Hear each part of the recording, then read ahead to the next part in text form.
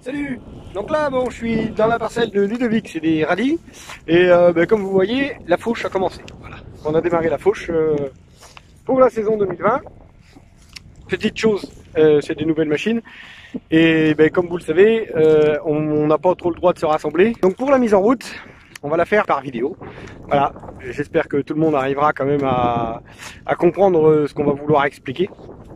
Donc les machines, hein, il y en a plusieurs modèles. On va commencer par la machine portée sans conditionneur. Voilà, je referai une autre vidéo pour la machine frontale et je referai aussi des vidéos pour les machines portées à conditionneur qui arriveront plus tard. Pour l'attelage de la machine, ici on est en voie large, donc on déporte la faucheuse. Et ici, rotule là et là, on est en voie étroite, moins de 2,20 m. C'est indiqué par un sticker ici. C'est pour la stabilité des tracteurs.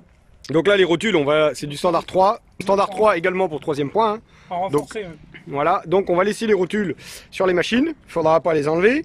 Et on va laisser les rotules en position, pour les tracteurs en position en voie large. C'est-à-dire les machines seront déportées au maximum.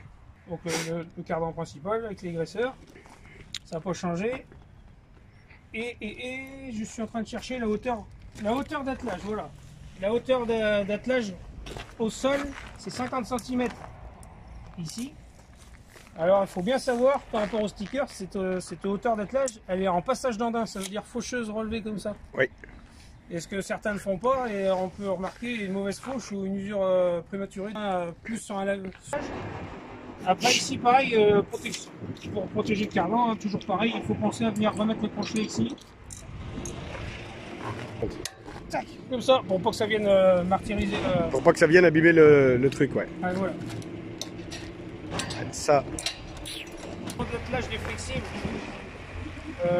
double effet pour dépliage, repliage et réglage de la pression au sol en ayant déverrouillé cette vanne.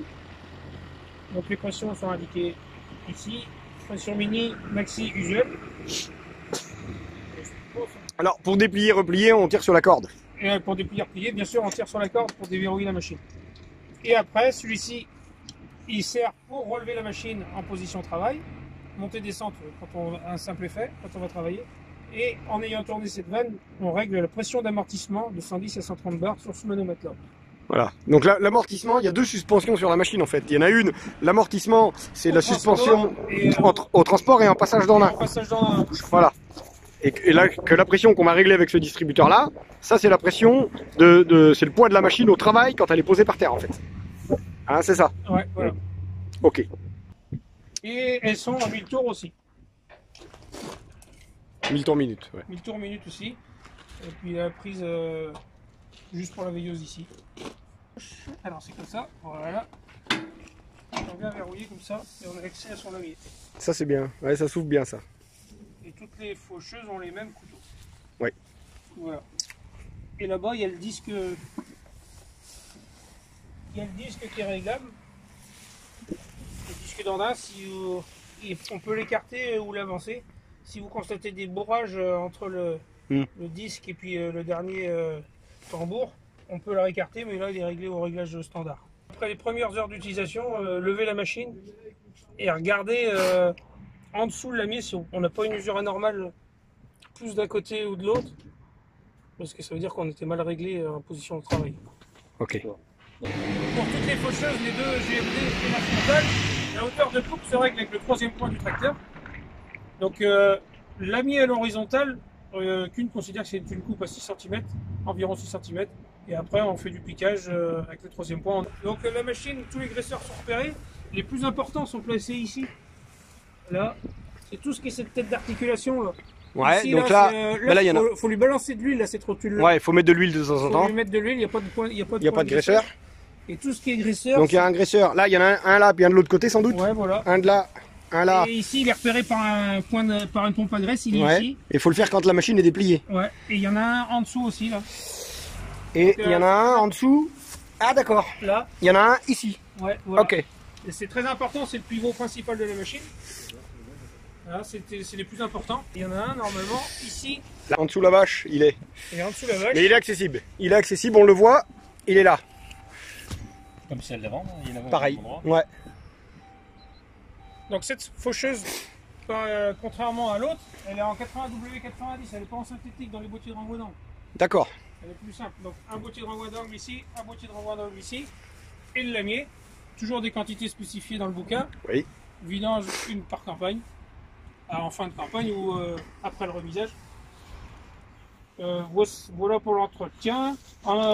Et là, comme les autres, les frictions, sécurité à friction ici. C'est conseillé, pareil, de faire patiner après remisage.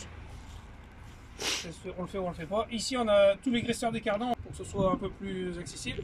Ils sont en bout de croisillon, il ne faut pas les chercher au milieu du croisillon, les graisseurs. Il y a toujours pareil, des bagues pour les bagues à graisser sur les durée de vie des protections. La clé pour les couteaux face du lamier, elle est cachée ici.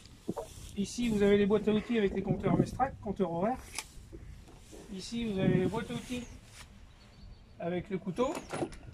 Et c'est bien fait comme ça. Ici, vous avez la clé qui vous sert, la clé de 18 pour tout ce qui est capot, les boulons, les cales s'il faut un jour régler un disque en hauteur, s'il y a des frottements, les couteaux d'avance et la clé Allen aussi pour certains capots. Et ça se range comme ça, ici. Et ici, vous avez le manuel d'utilisation qui est caché ici. D'accord. Ça, c'est bien fait, ça. C'est bien fait. Ouais. Tac. Et après, vous prenez votre boîte comme ça. Hop. Et voilà. C'est tout planqué là. Voilà pour ça. La béquille de dételage ici. Ouais, mais comme les modèles d'avant. Comme les autres, ça peut changer. On tire sur la corde. Voilà, on met le tour. On actionne le distributeur. Voilà, donc là, on va mettre en route. Je l'ai dit. Oui, ça, tu l'as dit. Donc, on va mettre en route la machine. C'est comme ce qu'on avait avant. Exactement pareil. Si les gars, ils ont pas de vie. En gros, les 50 cm en visuel, c'est cardan à l'horizontale. Ouais, alors cardan à l'horizontale, moi je cours pas après. Tu cours pas après. Non, parce que il n'y a pas deux tracteurs. À l'autre. Voilà. Mais... Voilà, donc on doit bien mettre la machine en position de passage d'andin. Et l'intérieur, voilà, le torillon intérieur doit être à 50 cm du sol. Alors essayez d'avoir des chandelles de même longueur sur le tracteur avant d'atteler. C'est-à-dire que là, si vous regardez la béquille, on voit bien que la béquille, elle est plus basse côté droit que côté gauche. C'est normal, la machine compense. Il faut bien avoir des chandelles de même longueur avant d'atteler la machine.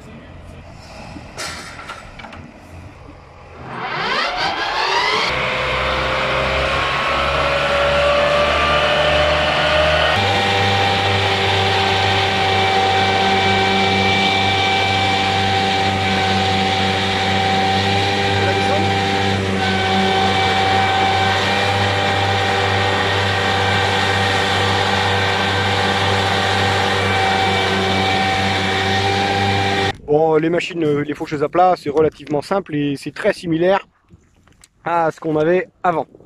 Voilà, il n'y a vraiment pas grand chose qui change, à part ils ont simplifié les choses. Enfin, il n'y a plus besoin de dérégler les chandelles pour atteler les machines. Il faut que les deux chandelles soient de la même longueur. Ça, c'est un point quand même important. Et puis, au niveau des flexibles, c'est plus la pagaille. Voilà, il y a un distributeur pour déplier et replier la machine. Et puis, il y a un distributeur pour relever la machine. Voilà, c'est aussi simple que ça. Donc là, pour changer un couteau, on ouvre la manivelle. Ouais, tu tires dessus la manivelle. Tac. Donc ça, c'est génial. Ça, c'est quand même pas mal. Hein? La manivelle, elle est où? Donc la clé, elle est ici. Tu la tournes d'un quart de tour. Et là, là, on les perdra pas. Hein? On perdra pas la clé, là, au moins. Non, donc la clé, il faut la pencher, il faut la tourner un petit peu comme ça. Vous faites comme moi, vous essayez 10 fois avant d'y arriver. Ici, voilà. C'est comme ça, ouais, voilà. Puis t'appuies dessus, puis c'est bon. Voilà. Non, impeccable.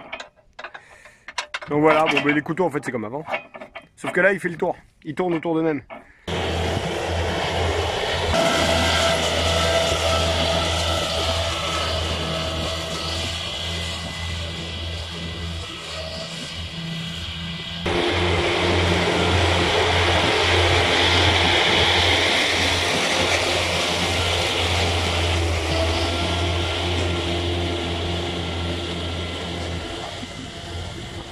Bon, mais merci les gars d'avoir suivi ma petite vidéo.